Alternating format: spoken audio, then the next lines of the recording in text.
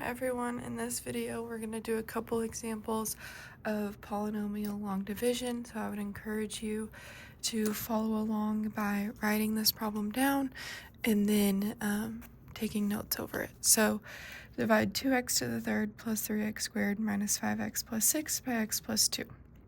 So the first thing we're going to do is rewrite the dividend by making sure that each exponent is accounted for. So 3, 2, 1 constant, we're good there. We don't have to add any zeros. And then we're going to put divided by x plus 2. Once again, everything's accounted for. We don't need to put any zeros. So since we have two terms in the divisor, we're going to start above the second term here. So we're going to start there and say, what can we multiply by x to get 2x to the third? We're always looking at the first two terms. So we would have to multiply 2x squared. So now what we're going to do is take 2x squared and multiply by x plus 2. So 2x squared times x is 2x to the third. And then plus 2 times 2 is 4x squared. At this point, these two terms should always be the same, your first two right here. And then all of your like terms should be in a column. So then what we're going to do is subtract this entire thing. Now you don't have to put minus the parentheses, but it helps if you keep forgetting that it's subtraction. If you can just remember it, that's fine too. This is the only time where we don't have to put anything when something cancels out. 3 minus 4 will give us negative, so minus 1x squared. Negative 1x squared. Then what we're going to do is bring down the minus 5x. And we're going to figure out what can we multiply by x to get what's our first term left? Negative 1x squared. So we would multiply negative 1x or just minus x up here. So then we're going to multiply that by everything over here. So we have negative 1x squared minus 2x. Again, we're going to subtract this whole thing. So these will cancel out. Minus or negative 1 minus negative 1 is going to turn into 0. And then negative 5 minus negative 2. This turns into a plus, so we end up with negative 3x. And then we're going to bring down our plus 6.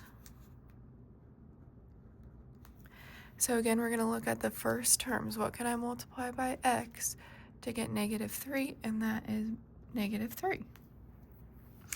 So we're going to have minus 3x. Okay, so negative 3 times x gives us negative 3x. Negative 3 times 2 gives us minus 6. So we're going to subtract again. This is going to give us 0. These should always be the same. And then this is a little bit of a tricky one, but 6 minus negative 6, that turns into 6 plus 6, which gives us 12. We're all out of room up here, which means this is our remainder. So this is our remainder. So what this means is we could take x plus 2 times our quotient right here, 2x squared minus x minus 3. When we multiply those together, we would then have to add the remainder, and we would get the original problem, 2x cubed plus 3x squared minus 5x plus 6. Now you can also put this remainder up here. We could say plus 12 over x plus 2. So there's a couple ways you can look at it, okay?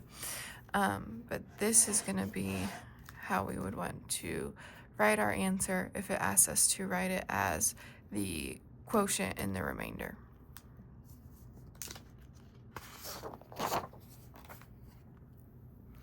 Last one, we're going to divide x squared minus 4x plus 3 by x minus 1. So we're going to start by making sure that we have all of the places that we need. So 2, 1 constant, perfect, 1 constant, perfect. So x squared minus 4x plus 3 divided by x minus 1. This one's a little bit shorter. So 2 terms, 2 terms.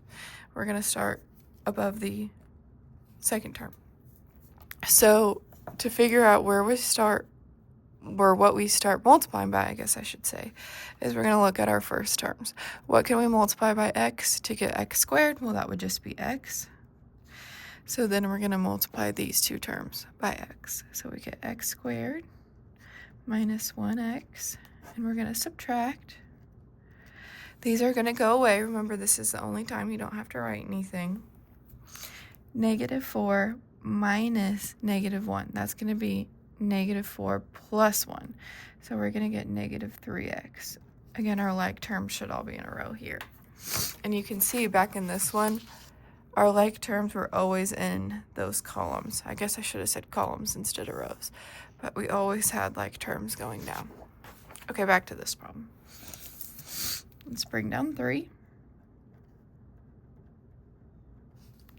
All right, looking at our first terms on our left, what can we multiply by x to get negative 3x? Well, we would have to multiply by negative 3. So we're going to take negative 3 and multiply by x plus 1. So negative 3x, negative times a negative becomes plus 3. We subtract. We have the same exact thing. Well, if you subtract one thing from the exact same thing, you're going to have 0. So we have no remainder.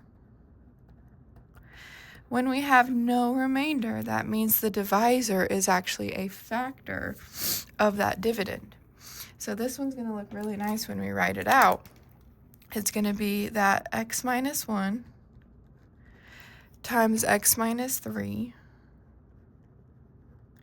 is equal to x squared minus 4x plus 3. And if we think about our factoring rules, how we multiply AC, so 3, well, negative 3 plus negative 1 gives you that negative 4, right? So you could multiply that out and get that. So really, long division is just a more complicated way of factoring, okay? And this is how we would write it when we have a remainder. This is how we write it when we have no remainder.